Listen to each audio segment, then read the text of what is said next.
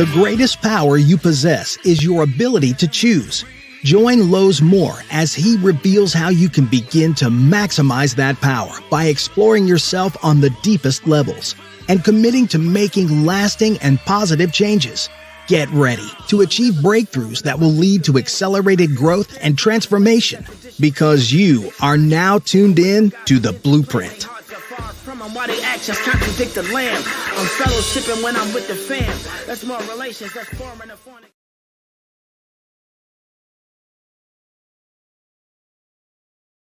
Good morning, and welcome back to the Blueprint Podcast. And again, you're seeing different scenery here. You guys all know. First of all, let me say it. Thank you for your support of the Blueprint Podcast each and every week. Enjoy your comments on the show. Definitely. If you have any ideas, any thoughts, please share them in the chat. And if you don't mind, of course, we on Lowe's More the Blueprint on Facebook, Lowe's More the Blueprint on YouTube, and you can make comments there. And if you don't mind subscribing, liking and subscribing, that'd be great. I would love it.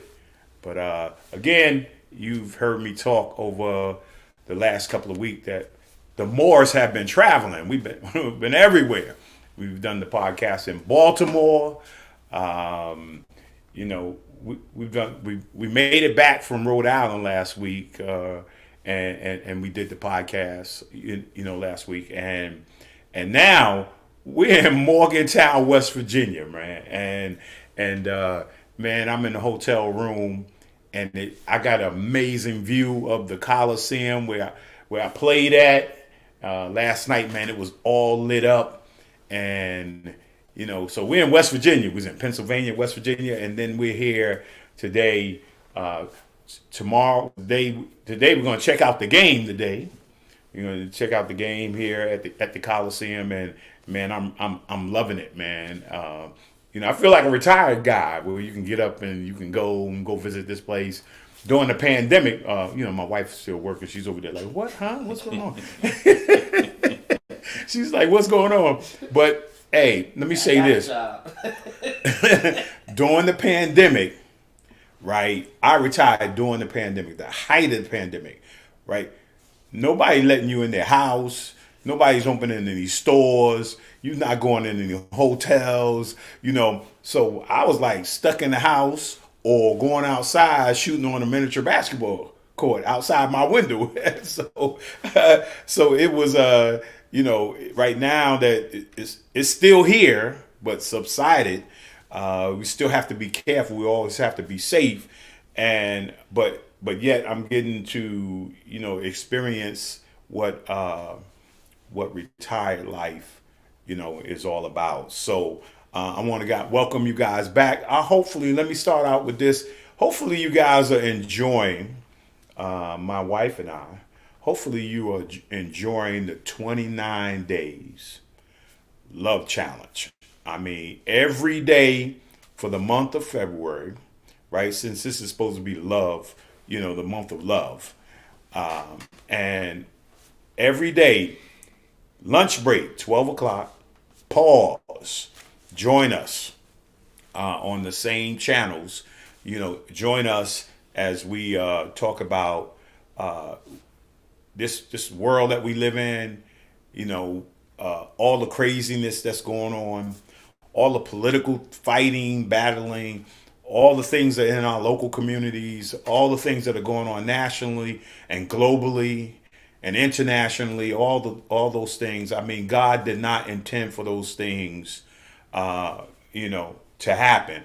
But I love it that he sent the remnant, and that remnant is love, right? Because the Bible says God so loved the world that he gave his only begotten son. So God is love, right? And then the fruit of the Spirit, right, is only, it says the fruit of the Spirit. It didn't say fruits of the Spirit. It said the fruit of the Spirit. And then it breaks it down, and you see the attributes of what happens when you love, right? You get kindness and joy and peace and goodness, right? You get all those things. You get self-control, faithfulness, gentleness. You get all those attributes when you show love. And I believe that if people say that in 21 days you can break a habit, change a habit in 21 days, right? Hey, and I believe in God, and we got 29 days. I believe that God can change people in a day. I think he can change community and society in a day, right?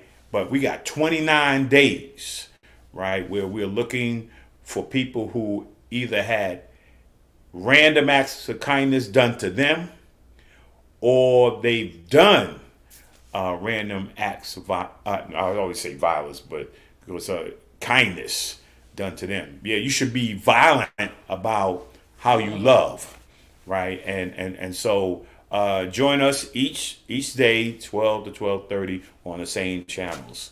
So I'm gonna drop mine. This is, you see my little basketball here. This is my pebble in the pond. Man, I'm expecting the ripple effect today. So let's jump right into this. And I want to give you my book of the week. Yeah, John C. Maxwell on Mentoring 101. And, you know, it is also my word of the week is mentor, right? And a lot of people, including the two individuals you see before you right now, right? We all, and including my wife, we all have been coached. Right. And we all have been, it's different between coaching and mentoring. Right. And when you mentor somebody, man, you get involved with their life. You engage in their life. Sometimes in coaching, man, they just want you to do what they say do. They want you to execute that.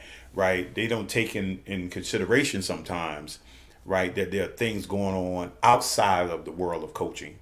Well, mentoring or being a mentor, right, you actually delve into the life of the person and you really sincerely care about the person. So that's my word of the week. And here's my affirmation, my Hill Hopper, Pierce Hopper affirmation moment.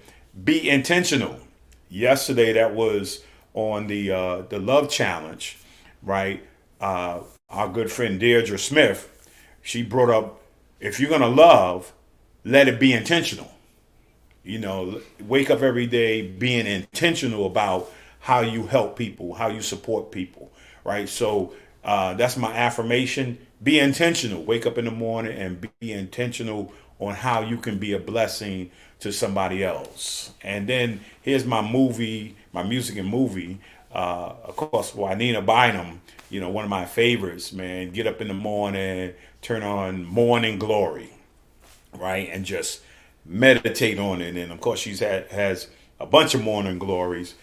And, you know, but I love just listening to it early in the morning and, man, just listening to the music and just worshiping God and just, meditating on his word. And then the movie, I went to the movies and I seen The Beekeeper, right? That's my man, Jason, what's his name?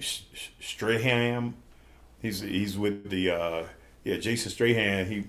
He's the guy with the transporter. Statham. Yeah. You know, he does a lot of karate stuff, and amazing. I mean, you know, I like the movie because you know, I ain't gonna tell you the movie, but you know, he's had some special gifts at keeping bees, but also he had some. There's a reason why he kept those bees, right? And he you know, even though I didn't, you know, we don't like violence, but you know, he had become attached to someone, and some people did something to that person, and he ended up, you know, going after these people. But intense, right? And I also liked it because what's the Cosby's mom? Felicia Rashad. Yeah, she was the person that they did something to, and he went there and to help her out, and so that's my music and movie of the week. And here's my person of the week, Carl Weathers. Oh, rest in peace. I mean, we known him as the Apollo Creed, right? And yeah, he passed away yesterday. Action Jackson. Action Jackson. Yeah. Action Jackson, man. I love this guy, man. I thought he worked in the industry, but I thought he was just so talented. He could have did a lot more work. And I just seen him on something the other day, and then, now he's no longer with us, but we do salute him today, and he's my person of the week. I mean, and all those Rocky movies, and now we see Creed 1, Creed 2, Creed 3, his son, and but yeah, just a powerful actor. And so let's jump right in it, man. I got to show you this video here, and then we're going to jump right into the interview. This time of year, the only place in West Virginia to be sits on the banks of the Monongahela River, one of the historic venues in college basketball, the Coliseum, the home of the Mountaineers. Carter gets a screen from Canate. He's going to force up a shot. He hit it! Three for Carter from the right side. Javon Carter hit a three. For half a century, this is where many great ones perfected their craft. It's where legends put it all on the line. And where the spirit of 1.8 million West Virginians wills you to victory. Roll out the carpet. Our guys are ready to go. We've got their back because they're one of us. They carry the Mountaineer mentality. They leave it all on the floor. They know what it takes. They wear the flying WV with pride. I really can't express to you what it felt like to wear the West Virginia University uniform. When I competed and wore that number, I competed for the state and for the people, not just for the university. West Virginia never leaves you. Other places have pro teams, but in this state, the Mountaineers are a way of life. It just means more. That's why we never stop grinding, never stop fighting, and always play with that Mountaineer toughness. Alexander, Robinson comes goal, and it's a dunk right in his face. Send it in, Joe! So long, Big Blue. Hello, Golden Blue. The West Virginia Mountaineers are going to the Final Four. This is who we are. This is what we do. This is West Virginia basketball.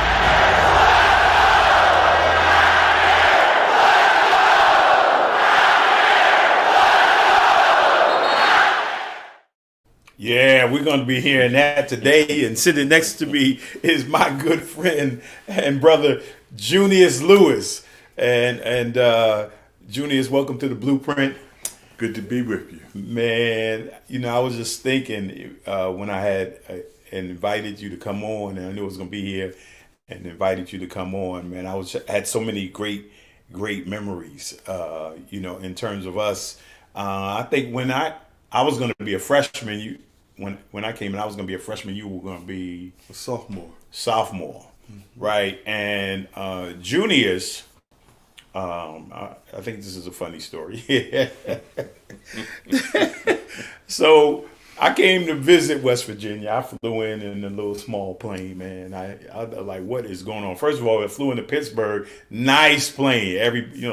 Lots of people, and I get out the plane, and I'm walking to the second plane to come to Morgantown, and we walking past planes that got like 40 people, 50 people, how many people on the plane, and we walking this little line going, and then we get to this plane that had like, I don't know, it was so small, right? And I thought I had lost my mind. I said, is this the way I have to get to West Virginia every year? I got in the plane and I'm in the seat, and literally I could reach out and touch the two guys flying the plane, right? And I was like, Junius 6'11", so I don't know if he took that plane, but and then they had a nerve, they had a little curtain, and they had a nerve to pull a curtain back and say, hey man, you want to see this? As I took off, I was like, what? Hold on, wait, time out. I look up, and I'm looking up there. I'm sitting in between the pilots, like you in the back seat of a car, and I'm looking at them fly the plane, right? And I see mountains and this going, and man, I was stressed out. I was praying, Jesus, please, Lord, help me, and of course I land in Morgantown. Of course, it's a mountain. You land on a mountain. I land on a mountain, and I'm coming out, and give me my bags, and I walk up and I see, Coach Jim Amick, right? And I look up, and I see Junius, and I see Junius had an expression on his face like. So, Junius, what was that expression about, man? You talk to us about what when you first seen me. Well, I tell you, I had to laugh because I too had that experience of flying into Morgantown on one of those little tiny planes. And as you're approaching the runway, you're just thinking, man, I hope the runway is long enough, and I hope we're going to land okay. And when you got out, it was kind of like, thank God, land. So we've all had that experience. And I don't know if you remember, one year we went up to play Penn State. And as the game is going on, it's snowing. And we get to the airport. And when we get on our plane to fly back to Morgantown, the pilot says, I need all of y'all to move to the front of the plane. Mm-hmm. And there's never a good sign when the pilot tells you all need to move to the front of the plane. Yeah. And they kept going back and forth. And Coach Gardner was like, the pilot was like, I don't know if I can land the plane. I'm communicating with Morgantown, and they're saying the runway is icy. And Coach Gardner is like, well, I can land the plane. I did this all the time in the military. And we're like, no, Coach, you can't fly this plane. But I remember that night we came down. They had been out all night trying to remove the ice, and when we landed, Lowe's, that plane started to slide, mm-hmm. and we could have died that night because the plane just about ran off the runway. One side of the mountain to the other side of the mountain. Yeah, and the next year they decided they were going to lengthen the runway. And boy, I tell you what, we were never so happy. So, when you come into Morgantown for the first time back then, boy, yeah, it made you pray. Yeah. And then I think Junius thought, I don't know many brothers. Now black folks got all kind of names now, right? But a brother named Lowe's, I think he thought I was a white guy when he seen me. No, I thought you were a white guy when they told me, yeah, God, Lowe's Moore's coming in. I'm like, okay, I'm going to take this white guy out and show him a good time. And it's like, I'm looking at this dude ain't white. Yeah, I can see your face. I was like, I'm going to ask him later on what's wrong. But we had a good time. Yeah, we did. We had to make some adjustments. Yeah. We did have to make some adjustments. Lowe's was saved, and I was like, okay. Back then, I was going to take him to the club. He said, man, I don't go to the club. I was like, man, I don't do this guy tonight. Yeah, I was like, he said, hey, man, what you want to do, man? I was like, man, you take me back to the room. To the room?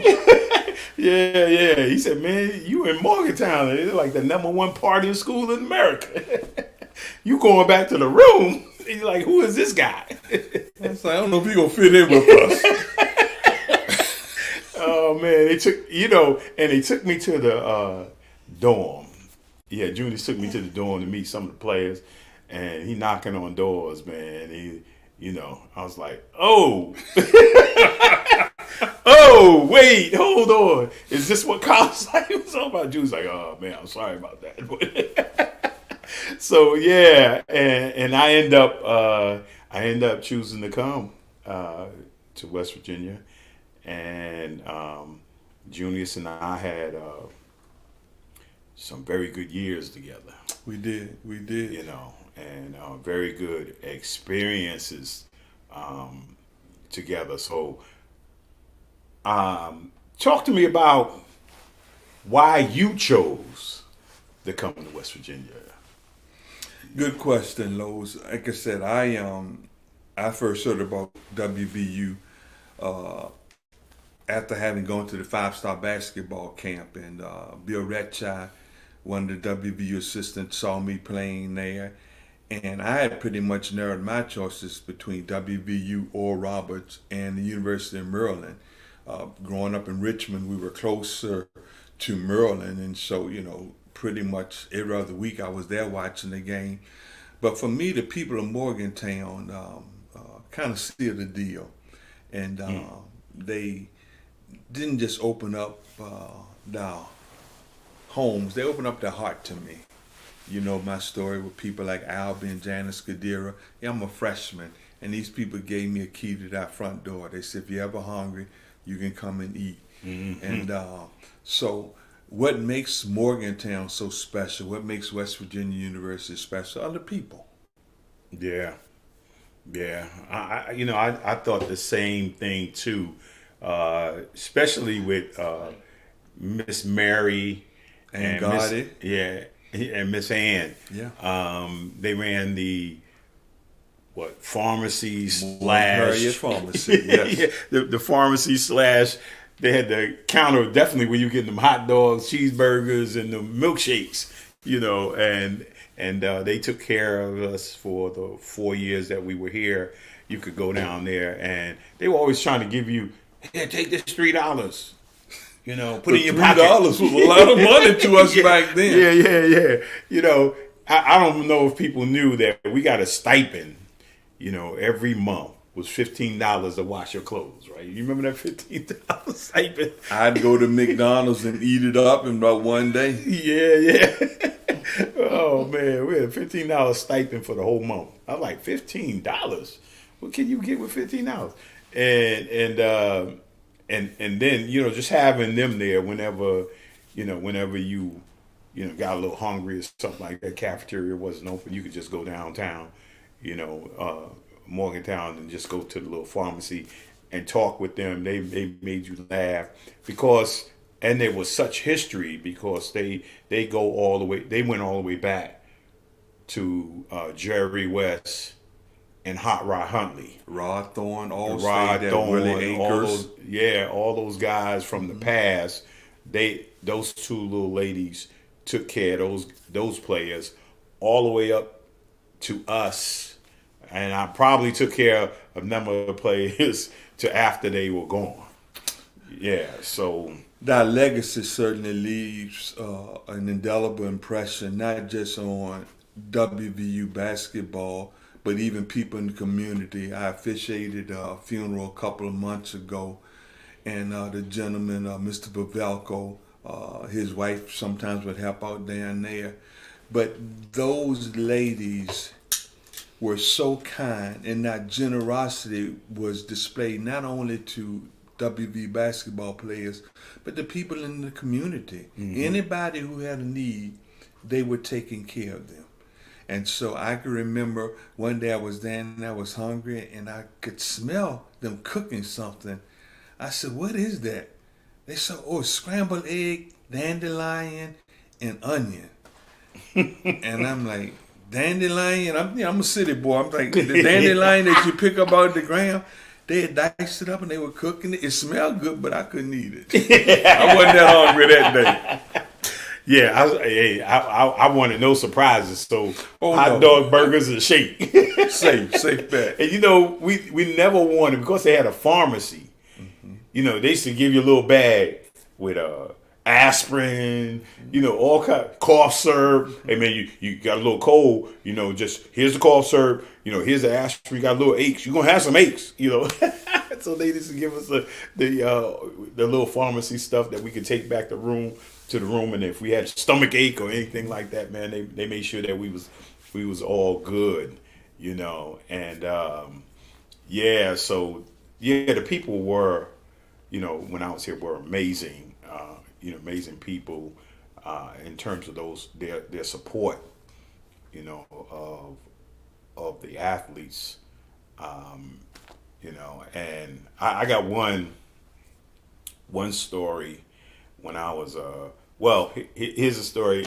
One of the reasons that when I was reading up on West Virginia, besides Jerry West went here, right? And then, when they showed me the video or the reel, at Mount Vernon High School, and I saw the Coliseum. And I said, "Oh, Jerry West went there. Oh, I got to go visit." And Coach Amick, God rest his soul, he recruited me, and he was a reason. My mom enjoyed Coach Amick. They became really good friends, and I actually had the privilege of doing his eulogy. I ran the service and did his eulogy in Arizona a couple of years ago, and him and my mom hit it off so well. My mom used to make these different desserts and stuff like that, but his favorite was this banana split cake. And that was a lot of our favorite. Yeah, because Coach Amick started a Mexican restaurant here, and his prime dessert was my mother's banana split cake. And I told my mom, once I got out of school, Coach Amick owns a restaurant, and he's doing your banana split cake. He's like, "What? Where my royalties?" And it was like the first time I've ever seen my mother write out a recipe. Yes. For him, she wrote it out and gave him the recipe. I was like, "What?" She wasn't giving out the recipe to nobody, but she gave it to him. And during his, after his services and everything, we went back to one of the kids' house and stuff like that, and like a repast, and they came out and gave me this like a gift, and I opened it up. They had framed my mother's recipe in a frame, That's so I was special. like, yeah. I mean, those relationships, and of course, Coach Amick inducted me into the Hall of Fame, Sports Hall of Fame here, and people. When you think of Morgantown, West Virginia, you think of people that you met and how they treated you while you were here, and so playing here. Talk about what you experienced, as a player, and talk about that, and then talk about the basketball side of it, and then the education side of it as well.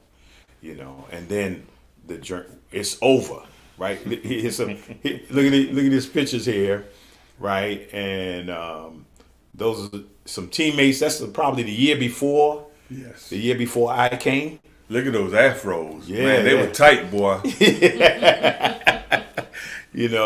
And all those guys right there end up playing with me.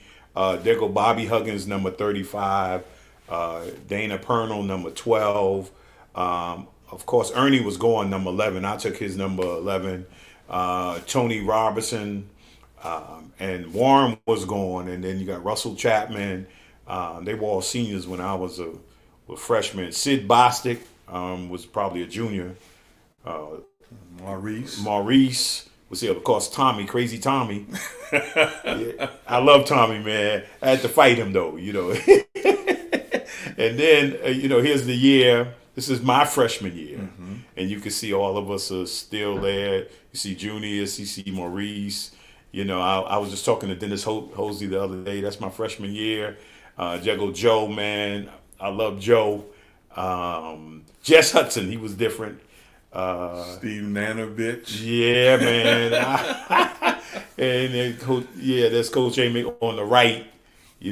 With the black, the jacket, plaid kind of jacket, and the black looked like a turtleneck. That's my man, Coach Amick, and Coach Gardner. and then I think this is your senior year. My senior year. Your senior year, you know, and I'm got number Greg 10 there. Nance. Yeah, you got Greg Nance and all those guys that we still very close to. And yeah, we just had wonderful years running out the Coliseum. Here's my my first experience on my visiting me and Junius at a reunion here a few years back before the pandemic. We were at a reunion here, and my first experience. Let me tell you this real quick, and then you can talk about your experience. So I get here, and everybody's the Coliseum. I was just so electric about the Coliseum. But one of the things I looked up in all the schools, I used to look up, you know, the environment, how school was, so forth and so on. And I looked up and I said, West Virginia University, the lowest crime rate in the nation. I was like, I am going there. There's no violence. People kept saying you can leave your car doors open, you can leave your house door open. And it was true. It was true, right? Yeah. And I was sitting close to the bench, you know, before the game started, and out of nowhere, I heard this shotgun. And man, I was underneath the back of the bench. I was back there. I thought there was no violence in West Virginia. You know, they should shoot the musket gun before every game. I said, look, it made me think. I was like, man, I don't know if I'm going to West Virginia. They're shooting guns in the arena. So talk about your experience as a player, you know, and in school, mm-hmm. and you know, and then, you know, upon graduation. Well, my journey for basketball, like I said, I was a late bloomer. I didn't really play until my last year of high school. And growing up in Richmond, Virginia, there was a lot of talent there. You know, one of my high school teammates was Gerald Henderson, who would go on to Virginia Commonwealth University and have a very successful NBA career. But, you know, for me, you know, basketball really didn't appeal to me initially. But I had a gentleman who at that time was the assistant coach at the University of Richmond, Tony McAndrews. And he says, I want to work with you every Saturday. And he would pick me up, he'd take me to the playground. And for about the first 4 weeks, we did nothing with a basketball. It was with a jump rope. You know, I was tall and lanky.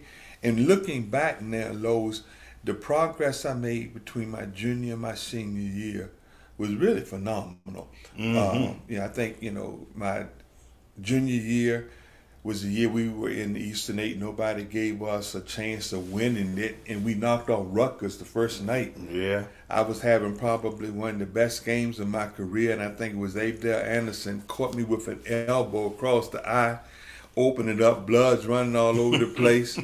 And I'm like, but I wanted to continue to play, and we would beat them. And after the game, John Spiker would take me to one of the hospitals in Pittsburgh, and they numbed me up. And then 3 hours later, they came back.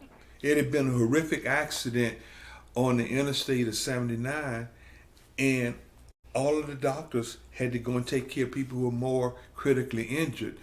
But that was the start of it. Mm-hmm. And then we came back the next night and we played against Duquesne. We beat them. Mm-hmm. I mean, and just the momentum that we had. And so things were going well. Then we come for the championship game against Villanova, and you know, we would have had a good chance of going to the NCAA tournament. We get beat by a couple of points, but you know, late bloomer, but I made a lot of progress. I can remember you coming in, you know, you hit the razzle dazzle and you'd be throwing no passes, ball would hit me in my face, and you said, I'm gonna keep throwing it at your face until you put your hands up. And he said, listen, you're a pretty boy, so you don't want your face messed up. So eventually, boy, my hands went up because you didn't know where the ball was coming from. Oh, but when you think about it, if they had a red shirt at me my freshman year, you know. Yeah. That was a thought. I was thinking about it, you know, the year we beat Notre Dame. You know, nobody thought we would do that. Yeah. We go the next year, And we're like, man, we're going to beat them again. Yeah. Only problem, we didn't have probably our best player, Maurice Robinson. Yeah. You mentioned Tommy Robinson. Tommy Robinson had to start in place of Maurice that night. You lit him up for 40 points. I was like, Lowe's, pass me the ball one more time. I was at 19, Patrice. I was like, I want to at least get 20. Lowe's was like, get over in the corner. Coach Amick was like, give it to Lowe's. I'm like, Coach, I just need one more basket. That's all, Coach. That was a good window assist record. I said, I just want to get 21 points, Coach. Oh man, you must have counting. I was. You was counting. You were trying to get 40. Listen, I was just trying to get 21. I wasn't really trying to get 40 because they brought me in and was talking about biorhythms. Hey, your biorhythm, your best. This is gonna be your worst day of the year, according to the biorhythms. And then they said to me, well, Maurice is not here. He averaged 19 points a game. You averaging 21, so we need you to get 40. Right? We need you to get 40. I was like, 40? I don't think about scoring like that. And I think my first 3 minutes of the game, I was like 0 for 7. I couldn't hit a basket. And I remember Coach Amon yelling, take him out, take him out. And it wasn't a bad thing, and they took me out the game and they said, and Coach Amon said to me, hey, I just need you to relax for a second. Yeah. Like that. And I relaxed for a second and said, okay, go. Like that. And Red Auerbach was the color commentator from the Boston Celtics. Mm-hmm. And I'll go back out there and then I just could not miss. I don't care who they had, and they was throwing alley-oops, and he got 19 points, so somebody gave him the ball. I think it was Joe. But I led the team in assists, so I don't know. Maybe those missed shots, those first 7 missed shots. I had to go to the board and get it, Patrice. No, we had, and then here's the craziest thing: we were there on a Tuesday. The game was on a Tuesday. Because we left Ohio State and we played Duquesne before that and we was on the road. And we didn't leave out of there because it was a snowstorm. We got out drifts 20-some feet high. Yeah, we went out there in the plane. The snow was all the way up to the bottom of the plane, right? And we were in Notre Dame until Saturday. We got out when Maryland came in to play Notre Dame on Saturday. And with Albert King and Buck Williams and all them, we exchanged planes. That's right. We took their plane and came back to Morgantown. And what I remember, we couldn't go and practice. And so Coach Gardner was like, well, we'll go to the pool. And I'm like, Coach, I'm not getting in the pool. I don't swim. I do showers, hot tubs, and jacuzzis. So he's like, you got to get in the pool. I'm like, Coach, I'm not getting in the pool. I got to talk about this. Now, I don't know why. Their husband got him married on a game day. Right? So Hugs is getting married. He invite all of us. Right? And so after, or before, was it before he got married? We were all playing basketball. Yeah, we was playing basketball. And then we went to the lake. Right? We went to the lake before we got married. We go to the lake and they said, the lake is 7 feet, right? And Junior said, like, I'm 6'11". I was like, look, I ain't saving nobody today. So don't you jump in there if you can't swim. So we all in the lake, and Bobby's in the lake, Tommy is in the lake, I'm in the lake, we swimming around, and Junior he gets the rope, And I got out when I saw Junius grab the rope. I got out the water. I said, he is not going to kill me today, right? Yeah, because I seen a little 5-year-old kid when the lifeguard went to save him, and that little 5-year-old kid was so strong, he just freaked out and almost choked the lifeguard. Lifeguard had to. So Junius swings off. Thinking he's like an inch away from the ground. He swings or hit that water. I saw his face like. I'm going down. They talking about it's 7 feet. I'm like, somebody lied. This is deeper than 7 feet.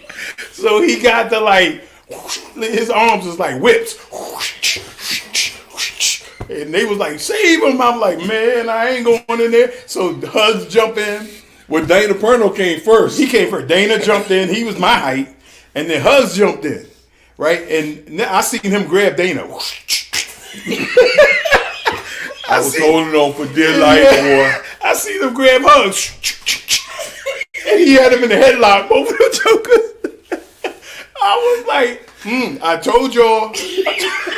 I could have been World Federation Wrestling that day. Oh, man. And then Hugs went up. Hugs said, boom. And Junius said, and they drug him out the pool. Carried me on off the tree. Carried him out the lake. Mr. Hugs' dad was over there on the side of the lake saying, Junius, just stand up. Just stand up. Oh, man. It was hilarious. I was like, I told y'all. I told y'all he don't know how to swim. He gonna kill all y'all. Oh, man. We'd have made ESPN that night. Oh, yeah, man. Whew. Let's digress for a moment, man. Let's digress for a moment because that's too funny. Let's digress for a moment. Talk about,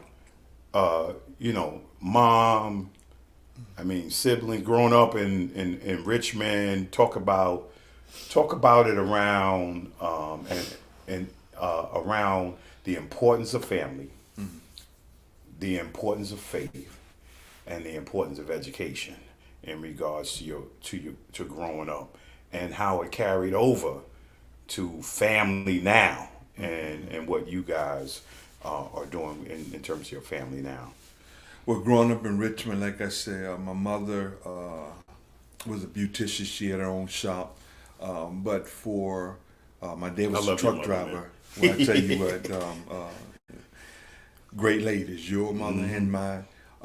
But they instilled hard work, honesty, compassion, all of those things they instilled in us growing up. I have a sister, she's 8 years younger than me, but that's the way we grew up. But for the early part of my life, my formative years, my grandmother and my grandfather lived with us. And so, until my sister came along, they were right there. So I was blessed to have all of that love. And I had people who genuinely cared about me. And in the neighborhood we grew up in, you just didn't have your parents, you had your neighbors. And my mother had given everybody in the neighborhood permission to correct me, whip me, and, hold me to task. And when you grow up in a neighborhood like that, you really appreciate community. Yeah. And so I was blessed that way. And, every Sunday, of course, we went to church. And I can remember, you talk about our first impressions of Morgantown. When I came here, they were like, what is it going to take for you to sign to come to WVU? I said, I've seen how some of those guys live. I need a room to myself. And I don't know if you remember this. I stayed in room 2211 for 4 years. That's right. The physical plan had to weld 2 beds together to get a bed long enough for me to be able to sleep on. Housekeeping ladies made the sheets and the comforter so I could have a nice sheet. So even then, God was, taking care of me. For me, coming to Morgantown, I had to grow up too. And we were thankful for people like Ann Donati, Mary Ann Gotti, and Josephine Ann Gotti. But I had to grow up. And I can remember, coming here and just saying, this is going to be a good place. I'm going to grow up. I'm going to learn how to be a man. And I did. But I'm fortunate for those experiences. I'm blessed because I had people who just didn't care about me for the number that I represented in the sports program. They cared about me as a person. And when you look at a lot of young kids today, they don't always understand that you can go to school anywhere, but it is rare to have a community that will embrace you, take care of you, and pray for you. We had that here in Morgantown. I can remember Andy Nardi the week before my last home game. She called me and she says, listen, I need you to come and see me. She said, I need to tell you something. I said, what is it, Miss Ann? She said, after that buzzer goes off tonight and they shoot that musket one last time, people are going to forget all about you. It'll be a next generation's time. Mm-hmm. And I said, okay, that's cool. You know, it's been a great ride. I've had fun. I can remember 3 years later, because even after we graduated, I continued to always go and check on her. And I stopped to see her, and we were sitting at her kitchen table. And she says, you know, I got to tell you something. I said, what is it, Miss Ann? She says, I was wrong. And she didn't say that too often because there was very little that she was wrong about. Yeah, that's true. She that's said, true. these people still love you after all of these years. And I said, can I tell you something, Miss Ann? I still love them after all of these years. Yeah. You know, here's the thing, Lowe's. We all want to be successful. Yeah, we do. Those that are you're watching, you want to be successful. At least hopefully you do. But, you know, for me, ministry is not just about success. Basketball is not just about success. Success is legacy and succession. I like that. Who's coming behind you? Who are you helping to make better? You mentioned early on about the value of mentors. Well, every pastor plans for success. We do a poor job of succession. Now in the scriptures we see Moses and Joshua. We see Elijah and Elisha. In the New Testament we see Paul and Timothy. But we even see Jesus mentoring and helping us with succession. So what are you doing? What am I doing to make sure that a next generation not only is prepared to change the culture, but they want to change the culture? Oh, yeah, that's a real key. Prepared. You got to want to. You got to want to. Yeah. You got to want to. Yeah. And so you graduate, you know, so from West Virginia University. Talk about your family currently. Talk about that process, graduating, because I remember coming down, and I think I hadn't been back in a while, and we came back. I think we hung out with you and Becky, right? Teresa, and I think you had your first. Right? I think, Janelle was our firstborn, and then I think, you all had Michelle. Yeah, Michelle, because Janelle was born August 14th, and 6 months later. Yeah, 6 months later. So, you know, we've had all of that. But, you know, for me, Lowe's, my faith journey, a lot happened for me when I went overseas. You went to the NBA. I had the opportunity to go and play in Paris, France, and travel and see a lot of Europe and all of that. And here's something that people often forget. You can have money, you can have all types of accolades, but if you don't have Christ, you really don't have anything. Oh, yeah. And at that point, I could go to any city in the world. So if I wanted to get up and say, well, today I'm going to Amsterdam, and today I'm going to London, or today I'm going to Brussels, I could do that. But even then, God was speaking and challenging my heart. And I remember I came back to Morgantown to visit some people, and I go to Emo Hall, and I see some friends, and a friend of mine invited me to church. Now you have to understand, if you want to make God laugh, just tell him your plans. I was going to play in France, then I was going to Sweden, and I was going to have a good time. But I came back and I started going to church, and at church, Becky and I reacquainted. I'm 2 years older, and we'd had some classes together, but we started going to church. And true story, the church had a skating party over at the Bow Park ice rink.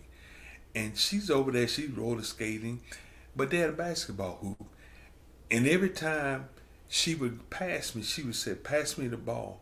Now this girl's on roller skates, and she's swishing her shots on roller skates. I'm like, darn, this girl's pretty good.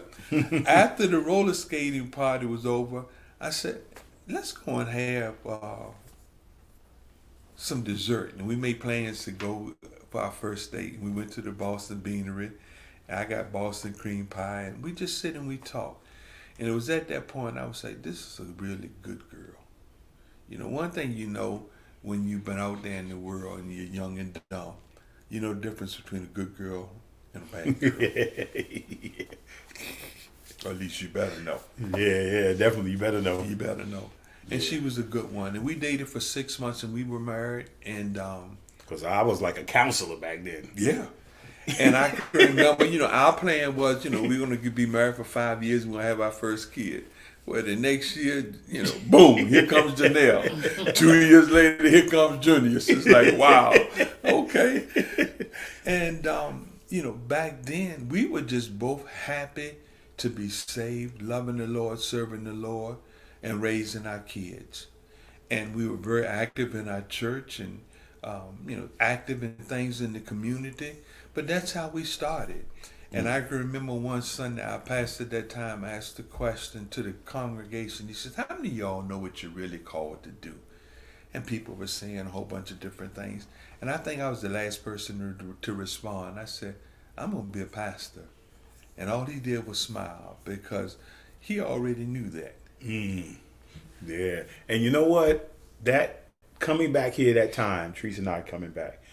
And because leaving, when I left Morgantown, I was looking at myself in the mirror. And I was thinking like, you know, I came to be a light. You know, I came to, you know, help people get to know God through how I experienced him, you know, and to help them see that, you know, you could be a basketball player with integrity, you can have character, you can have all those things, you have honesty. And you know, I talked to a lot of people about faith and the importance of having a relationship with God. But at the end, you know, I was looking in the mirror, and because you know, the dawn is closing. And we're on our way out. So I'm sitting there looking in the mirror, and I just started crying because I didn't see anybody while I was here come to Christ, right? And I felt like I had failed. I became successful, you know, as a person, and I became successful as a basketball player. But in terms of the assignment, I felt like, wow. And so when we came back to visit you, and we went to church with you, and a number of the people that were in the church, when I walked in the church, were a number of people that I went to school with at Morgantown, and they were singing in the choir, and and many of them came up and said, you know, hey, you know, I want to thank you, you know, because you lived a certain way, you know, you always nice, right? We always looked at you, you know, in terms of, you know, is he for real, you know, so forth and so on. And so then to see the people that had come to God, right, it warmed my heart. And then to see, they're like, yeah, I'm a deacon. Junius is a deacon. Oh, no, time out. Wait a minute. When you say, look, we going to church, I'm like, okay, yeah, we going to church. And Junius is a deacon. Oh, man.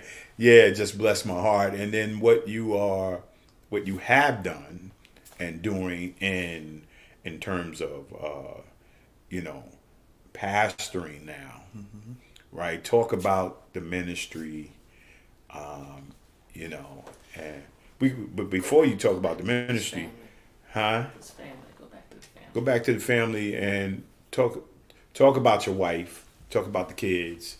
You know, you talked a little bit about how you got together, but you know, talk about how helpful she's been in regards to you know, this partnership that you guys have. Well, plus when we first were married, she was a school teacher, and I can remember we got married on that Saturday, and she started her teaching career that Monday. We didn't even get to take a honeymoon. And then she was taking classes and all of that. And so, you know, right off the bat, you know, we realized we were going to be a busy family. But my wife loves me, but she loves Jesus more. And the model of a Proverbs 31 woman that she exemplifies on a daily basis, not just Sunday. You know, it's one thing, people often, quote scripture, but I say it's more important to live scripture. I like that. And Becky lives scripture every day.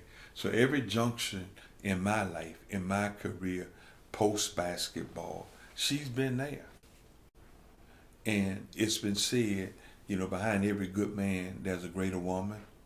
Well, there's a lot of truth to that. And when I look at what we do now, God knew that he would call us into the pasture. And she sometimes joke, she says, if I'd have known you would be a pastor, I would have run. I said, you would just run right back to me, baby. You run right back to me. Because she's gifted. When we were first married, she taught school, and then she went to work for the Federal Bureau of Prisons for 25 years. And part of her day-to-day responsibilities, being organized, making sure, all of the T's across the I's are dotted. Those are all things that I certainly need in the ministry. As a pastor, I've been able to do the things God has called me to do because I don't have to worry about the administrative things, which is not my gifting. In our church, we preach, stay in your lane. Yeah. Stay in your lane, And so she has been there. She is a great mother to our kids. Growing up, we laugh. All of our kids were over 8 pounds when they were born. Big babies. Junius was so large that, when they were trying to get him out, they couldn't get him out. And at one point, things got really scary because they're like, Mrs. Lewis, we can't get him out. We're going to have to break his shoulder or we're going to have to cut you. And she was like, you know what, don't you hurt my baby. And she had been in labor for 20 some hours.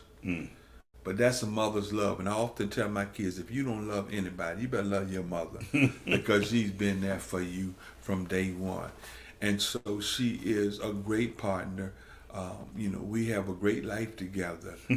We have our intense moments of fellowship. Y'all know what that is? That's when you got on each other's nerves. Amen. Can I get a witness? Yeah, without a doubt. But you know what? At the end of the day, not only does she love me, she always has my back. And I have hers. We've been blessed with 3 great kids. Janelle is a wonderful mother.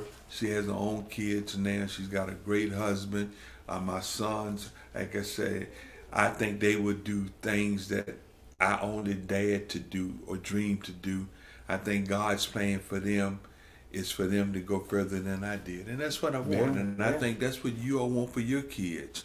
We played sports. We were blessed to be able to do that. But here's something that, we talk about family and all of that. Potential is a word you hear a lot in the world, particularly in the sports setting. But this is a little weird, some people may think. When I officiate a funeral and I do the committal, one of the last things that I do is I ride through the cemetery and I look at the tombstones and I ask myself this question: how many of those people died with wasted talent? We know the parable of the talents. One was given 5, one was given 2, one was given 1. Each of them were given our talent based upon our ability. I have been blessed because my wife has challenged me to use my ability every single day. She's pushed me, she's challenged me, and she says, you know what? There's nothing you can't do. And I really believe that because it's become a reality for us. We were pastoring a multiracial, cross-cultural church before it became popular. Oh, yeah. We were working with other churches and cross-pollinating to make our community better. That's what you want. You want somebody who's going to enhance your life, not take from your life. Yeah, no, I think that's wonderful, man. I think, and I know you allowed me to come down couple times to share in a word, and also, not only just the church aspect of it, but this you speaking to schools, doing FCA, and all those things, man, that you have used your platform. God's giving you a platform, and you using it to the max. And really today, our young people, everybody needs it, but especially our young people, need to hear or see, really quality people today that are still talking about morals, values, ethics, and the kind of life that God requires of us, so that we could be blessed, that we could be a blessing to somebody else, And sometimes, man, talk about it in regards to, because my wife and I, of course, we came back. Well, we had a daughter, right? And we came back. She came to get her master's here, Sherelle. And we knew it was crazy when we were on campus, right? We came back and she had already graduated from Fairfield University. So she's coming here to get her master's. And so we already know she had been through the kind of college experience, but she hadn't been to West Virginia college experience. It's small colleges and then there's big colleges. And we wanted her to have an experience of what it, I don't know if Fairfield had a football team when she was in there. So now you coming where, 2,000 or 3,000 come to a basketball game, to 17,000, 18,000 coming to a basketball game, and 75,000 coming to a football game. So now this is huge, and she's grown. So we come find their apartment and all that kind of stuff like that. So we go downtown to get something to eat, and man, they was doing crazy stuff in the parking lot. I was like, hold up, we gonna leave our daughter. we gonna leave our daughter here. So this life, this college life, and you being here, and these, that these kids really need support, because this is like one of the first times, right? One of the first times that they are leaving home. Sure. And parents are trusting the university, right? And so having individuals like yourself, on campus, talk about, because you're in that world, and helping kids make their adjustments and hopefully to get to where we graduate and we go on and we leave here without having addictions and habits and all that kind of stuff, because you can get them all when you're here. Well, it's true. It's been said, show me your friends and I'll show you your future. And, it's a lot of truth to that. A lot of kids come here and they don't have an identity. And if you don't have an identity, you don't know your identity, somebody will give you one. And so for my first couple of years to the university's success, they said this to me. They said, you're here, you're in grad school, and we want you to be a part of the staff. And so they hired me out of grad school. I hadn't even finished. They gave me my first job. For 2 years, I worked with the chief financial officer, looking at ways that the university could save money. But I realized I'm a people person. So sitting behind a computer screen, doing pie charts and all of that, no, put me with people. And so for 4 years, I was in the advising center. And students would come from all over campus. First of all, I think they came because they wanted to see if it was true. My desk was on about 6-inch blocks by the physical plant. They're like, man, that desk really is tall. And they kind of come up, they would come and they'd be like trying to sit up. But they would come because they were told, if you're having a problem, if you're having a bad day, go and see Junius Lewis. And I can tell you on many occasions, students would come in. Sometimes they would come in high. Sometimes they would come in hungover. But they would come because the Bible says it is Christ in us, the hope of glory. And every day you and I had the opportunity to impact somebody's life. I want to go back to something you said earlier. You were saying you were maybe a little upset because you didn't necessarily see the fruit of your time as a player here. But the scripture says one plants, another waters, and God gives the increase. So perhaps, Lowe's, maybe for that season, you were sowing seed. I sent you a text the other day that I had met somebody and they had come up and they had talked about Lowe's Moore and how much respect they had for you even back then. And you text me back and you said, man, it's nice to know that people appreciated you and your relationship with Christ even back then. People are always watching us. Yeah. My mother would always say, you get one time to make a good first impression. That's true. It takes a lifetime to build a good name. You can lose it in 5 seconds. That's right. So our job is to make sure young people see that they need to make wise decisions. They need to make godly decisions. It's one thing to have a good idea. It's another thing to have a godly idea. And so we want them to understand that they can learn how to make godly decisions based upon not what they're learning in a textbook, but what they're learning through the scripture. So a scripture lives as a scripture learned. That's been our whole way of living here post WVU days, is to let people see that God has a plan for your life. It's a good plan. Either you embrace it or you reject it. Yeah. If you embrace it, good things are going to happen. It doesn't mean that you're not going to go through some things, but it's better to go through life with God than to go through life without Him. Oh, yeah. You can say that again. you can say that again, man, because, there's some rough waters out there if God ain't with you.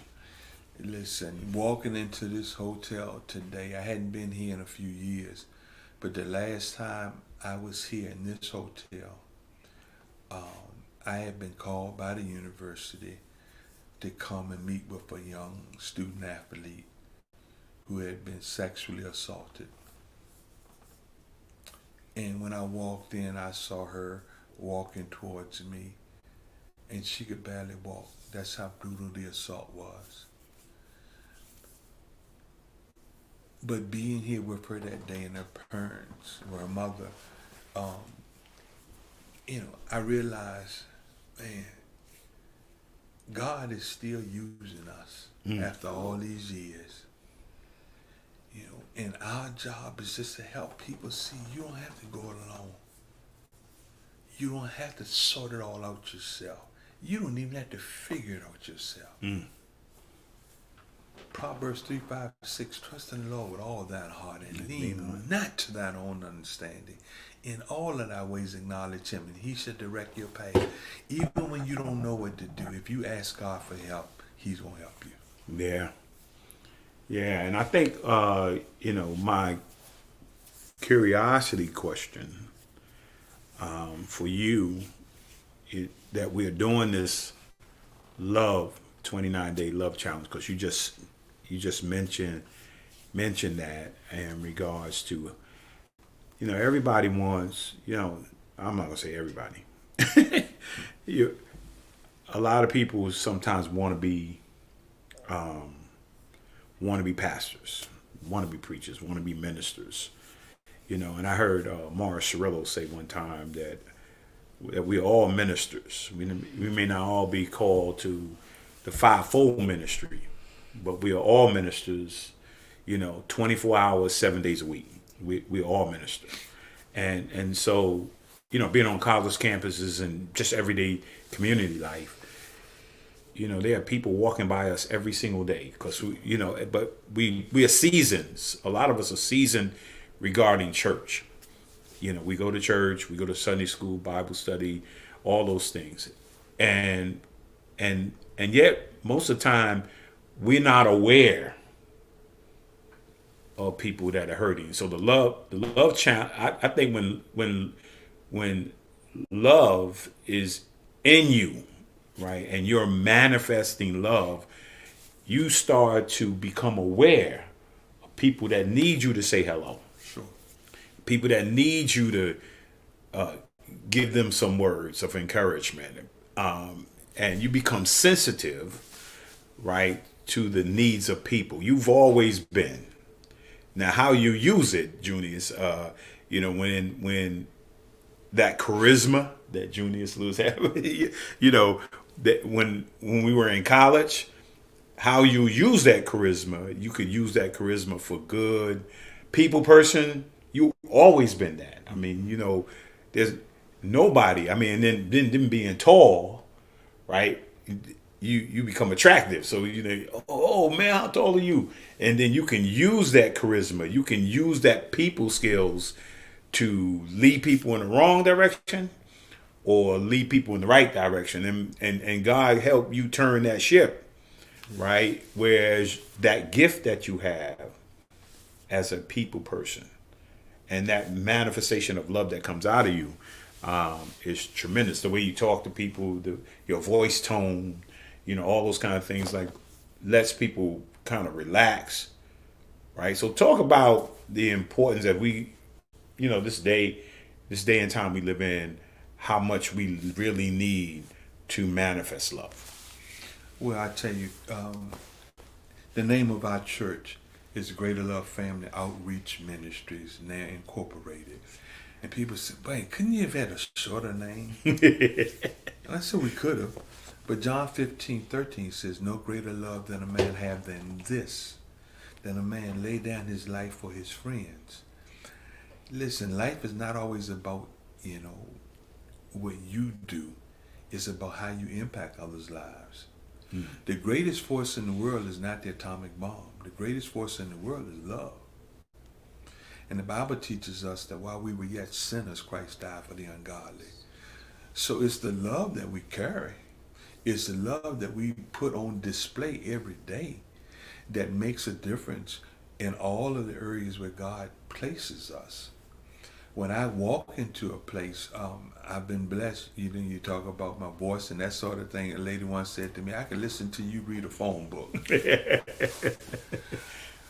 But what it does is when I walk into a hospital and I can be there visiting a member of our church, or sometimes somebody will stop me in the hall and say, will you go and see so-and-so?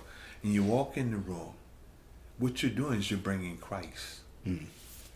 And people have said on numerous occasions, Junius, when you came into the room, it went from chaos to quiet. You brought a peace, a calm. Now, that's Christ in us. We're called to make a difference. We're called to make disciples. You can't make a disciple if you're not going where the sheep are. Jesus was a friend of sinners. The tax collectors, the harlots, all of those people. The religious community would always get upset with him. But Jesus understood this. Rules without relationship will always bring about rebellion. We have a rebellious society because people don't care enough to make a relationship with them. Our job is to get to know them. Our job is to let them know that you love them and you care about them. Maya Angelou has said it well. People will forget what you say, people will forget what you do, but people will never forget how you made them feel. Lowe's and Patrice, if we just make people feel Christ. Now, how do you do that? Sometimes it's just caring enough to say hello, to hold the door, to walk into a place where there's a stranger and put your hand on the shoulder and say, it's going to be all right. Little things make a huge impact on the world today. I was in the hospital the other day. Coach Catlett, you played for him, I played for him. His wife is in the hospital. She's had a battle. But when I walked in, she said, Junius, she heard my voice. The power of your voice. Use your voice for God's glory and not your own. Yeah. That's my friend Paul said. There's there's a sound on your voice, right? And so when you speak to people, they know, right? They know whether you're sincere or not. Sure. When because there's something on your voice, right? Which we know is God's anointing. Yes. On our voice. And yeah, I mean, I'm enjoying this. I don't know if my wife, she's sitting over there. I know her mind's probably going 100 miles an hour. I don't know if you got a question for Junius. So yeah, I know you got something for Junius. Man, Junius is blowing my mind. I'm over here trying to hold my tears back because of how good this information is that he's sharing on today. But, you know, how have you shared this, and how have what you've done manifested in your children? It's a really good question. You know, my kids are PKs. Your kids are PKs. And one of the things that I've always tried to get them to understand, you don't have to do it the way your parents did it, but you do have to do it. You got to make full proof of the ministry and the gifts and the abilities that God has given you. So for Janelle, as a nurse, you know, there are times when I'm walking down the street, or I could be in the store and somebody would come up to me and say, "Is your daughter really, really tall?" Well, yes. Well, she was with us when our baby was born, and she was such a blessing to us. See, you and I have to make sure that our kids go further than we did. And so for our daughters in particular, their first view and acknowledgement of Christ is what they've seen in us as dads, and how we treat our wives.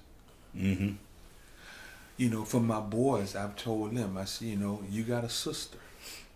How would you want somebody to treat your sister? Now I want you to remember that when you go out and you go on a date. Treat that woman with respect. Treat that young girl with respect. You know, when I got saved, Lowe's, there were some old girlfriends that the Holy Spirit impressed upon my heart to call them and repent. Wow. Many of them got saved. They got saved. Yeah. So I've tried to teach my kids, Becky's tried to teach our kids, we have a family mantra. If we can't help you, we're not going to hurt you. Ooh, Jesus. And then we're going to touch you where you're hurt. We live in a world today where people don't know each other. People don't even want to touch each other. But if I can touch you where you hurt, you'll never forget that touch. Yeah, that's powerful. Yeah. I mean, for me, I agree with what you said, and it's powerful, man. When you ask for forgiveness, you know, particularly, you know, you were having, you know, had a relationship with whomever, and I just remember, like, am I gonna be some kind of counselor or something? I mean, because, you know, the guys on the basketball team, they or football team, you know a lot of people like that, but they knew me as a person. You know, young ladies knew me as a person that maybe you could go to, and they come crying. You come crying, knocking on the door. Oh, such and such did this, and such did that. Now, if I was an ungodly person, man, you could take advantage of those particular situations. And you know, I was just trying to console. You know, you got to be focused on, you know, what is it that you want. You came here not for that person. You maybe think that, you know, somewhere down the road you're gonna find the one you love and you're gonna marry, you know. But you're here going to school. You trying to accomplish something. What are your goals? Stay focused on the goals, man. You know, because I used to tell them, like, look, I'm not here to look for my wife, right? I'm here to make it. I'm here to graduate from school. And I'm here to go to the pros. You know, I don't need no stops in between. I don't need children and all that kind of stuff like that. So stay focused on the goal, right? And you know, I'm gonna pray. Of course, I pray for them, and you know, pray that, you know, their relationship with whomever they had the relationship with turn around for the good. If it doesn't, you just got, you know, it's hard to move on sometimes, but you got to focus. How you move on is focus on where you're going. Well, sometimes those we forget we have to begin with the end in mind. Mm-hmm. And throughout, you know, life, and I'm sure you've seen, I've seen, and we see it through scriptures. People started off well, but they didn't finish well. Mm. And what happened? Distractions, disappointment, heartache, all of those things occur. But you've got to keep your eye on the prize. Philippians 1:6, one of my favorite passages of scriptures, and being confident of this very thing, that he who had begun a good work in you shall complete it until the day in the coming of Christ Jesus.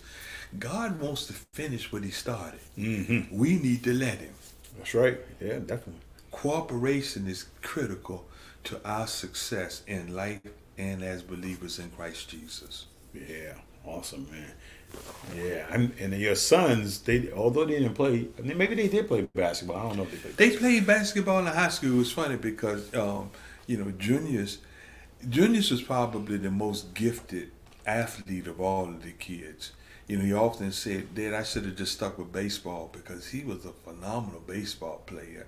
I mean, you know, we would go see him play. He was hitting home runs like kids was eating candy. But, you know, he was, he got hurt his 7th grade year. He broke his femur. And he was so blessed by God. He came back and finished and played basketball that same season. Mm. But when he signed to come to WVU, he said, "Dad, something's not right. My leg is, you know," and so I was like, "Well, Junius, maybe you just gotta, you gotta tough it out." You know, I'm like, you're growing pain. That's what Dad said. Yeah, that's what Dad said. But as it turned out, they scoped it. He had no cartilage in that knee. And so, you know, his career was over. And he struggled a little bit trying to figure out, you know, what am I going to do now? Jonathan, the youngest, is 28, and he's with Isaiah. Yeah, he and Isaiah the same age, and so, you know, for him, he was our gym baby. You know, he didn't have a choice. He had to go everywhere. Everywhere, you know, was the gym. You know, he's in the gym, and so, you know, for him, I remember him saying, you know, "Dad, this is gonna be all right." He said, "I want to play football at WVU," and he wanted to be like his brother. And they were like, "Well, you know, we'll give you a preferred walk-on." And I'm like, "Okay, but Jonathan," I said, "here's the deal. I know a lot of people at the university. Let me go and ask somebody. Maybe we can get you that scholarship earlier." And here's what he said to me. He says, "Daddy, you earned your scholarship. Junius earned his, and I earned mine." And I can remember,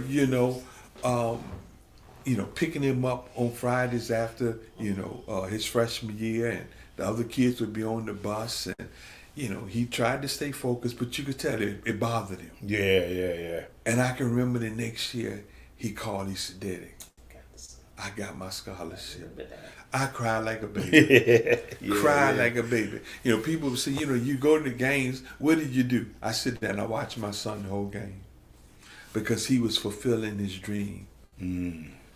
And the same work ethic and the same discipline. He would get up at 5 a.m. to be at the stadium at 5:30. He would get to the stadium from the Cheat Lake area when kids couldn't come from Towers. Mm. And that's why he's successful now. He says, "Dad, I want to be a hospital vice president." I said, "Boy, you will. Because your words create the world in which you want to live." Mm. Yeah, no. You all right over there? Nah, it's killing any tissue. No, this is good, man. I'm enjoying it. I mean, and oh yeah. I got one of my books for you. I don't know if you have one. Oh, I don't.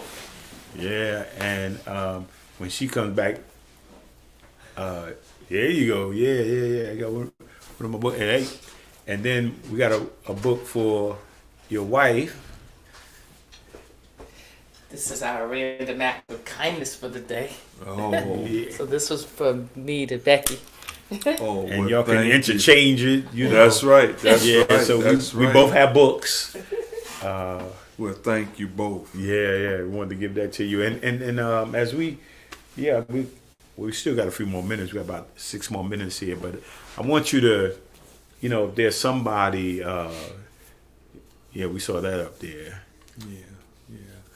I love Trinity Christian School. We've been a part of it pretty much since its inception, and school has always had a very special place in my heart, and I've been blessed to be able to go in and out doing chapel services. I don't know how many commencements we've done for them, but to be honored to receive that award is a blessing.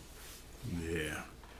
I want you to, there's some parents out there, and there's some kids about to, I want to speak to graduate from, school coming up this year, and they're gonna send their kids off to college, and I want you to speak to the parents and then speak something to the kids in terms of words of advice, as they send their kids off to college.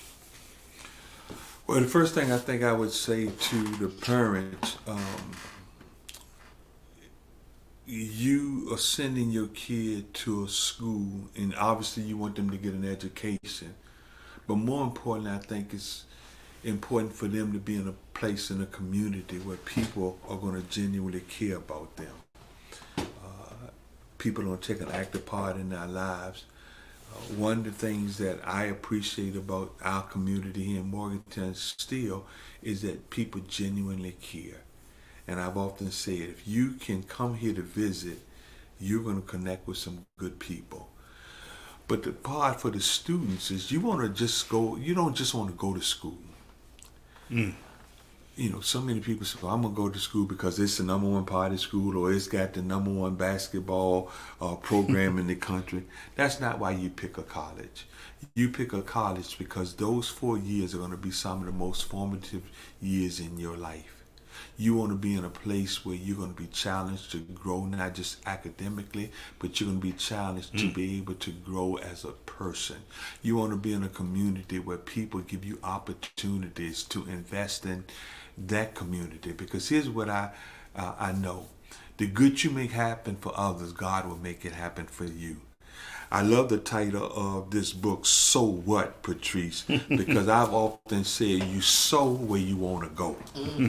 Come on, sir. Sow where you want to go. And you're never too early, you're never too young to start investing in making somebody else's life a better life. And so for somebody in high school and you're thinking, well, what am I going to do for those 4 years? Hopefully you're going to find a place that you're going to be challenged academically, but more importantly, you're going to be challenged spiritually. And I'm going to say this to you. If you go away to college, you need to find you a good local church. That local church will be your family away from home. They will love you. They'll feed you when you're sick. They'll come and see you when you need a friend. And they will be an extension of the godly family that you left to go away to school. You can't beat that. That's probably the best advice that I could give you. Find a community that will love you as a person. Awesome. Now my mom up there said, "Good morning, Lowe's. Your mother is watching." That's every week. Good morning, Junius. Good morning, Ms. Yeah. And let me say this. I've been back to a few reunions, right? And I've seen a lot of my teammates, and I've seen a lot of, teammates that were before I got here, and guys that played after saying, hey, this is one of the reasons why I came to West Virginia. I was a little kid watching you play, right? And it was not about your play, right? It was about your character. Sure. Right? And Junius and I walked in into an event at a reunion one time at the, what's the name of that hotel downtown by the water? Oh, the waterfront. The waterfront. Yeah, Marriott. Yeah, the Marriott down there. And we walked in, right? And Junius was speaking to somebody else, and some of our former teammates said to us, you and Junius are the only two, right, guys here that this university will give the world to. And I was like, well, why did you say that? He said, because when you guys are here, you did it right.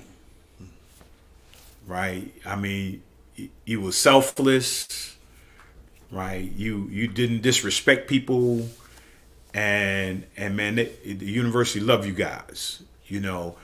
So if we say something to you and you ask somebody, they're gonna do it for you, right? Because that's what they thought of us. They thought about, like, man, if I was back here and I had to do it all over again, I would do it differently. Yeah. So, you know, Junius, I want to say, you know, thank you, man. I knew it was gonna be wonderful when I text you. I knew it was gonna be good, and when you said yes, I said, oh, this is gonna be awesome. I'm gonna be in Morgantown. I'm gonna be at the game, and then me and Junius get to reflect. Yeah. We had so many wonderful. They go hugs. Junius and hugs right there. Bobby Huggins right there. You know, Basketball Hall of Fame, man. And you know, look, I pray for all my teammates. Sure.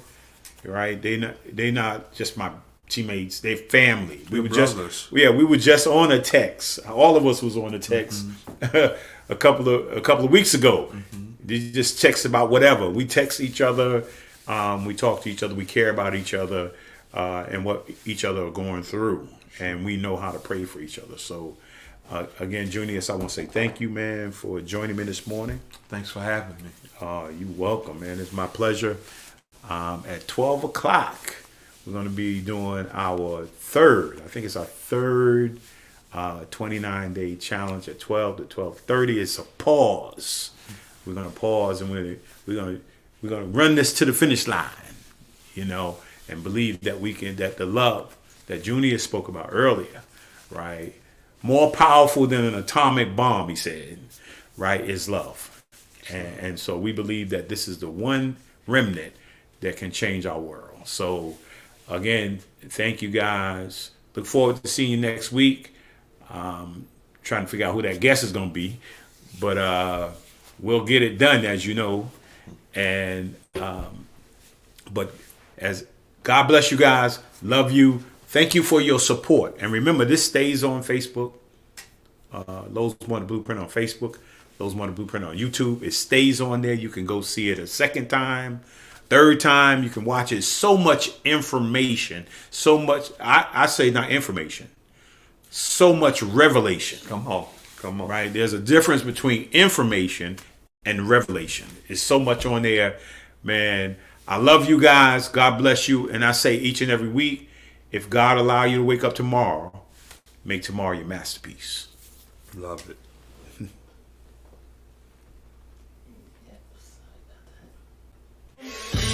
We really hope you enjoyed this episode of Lowe's More, the Blueprint Podcast. Stay connected and follow us at our website, www.lowesmore.com. That's LOWESMOORE.com. You can also join the discussion on Twitter at Lowe's More and on Facebook at Lowe's More Jr. As always, thank you for pushing your mindset towards a better reality. This concludes the most thought-provoking portion of your day. Don't forget to like and subscribe to this podcast to stay fully up to date with everything we're up to. Until next time, be kind to yourself and each other. What they teaching is a joke. I ain't buying it like I'm broke. Insufficient funds for insignificant.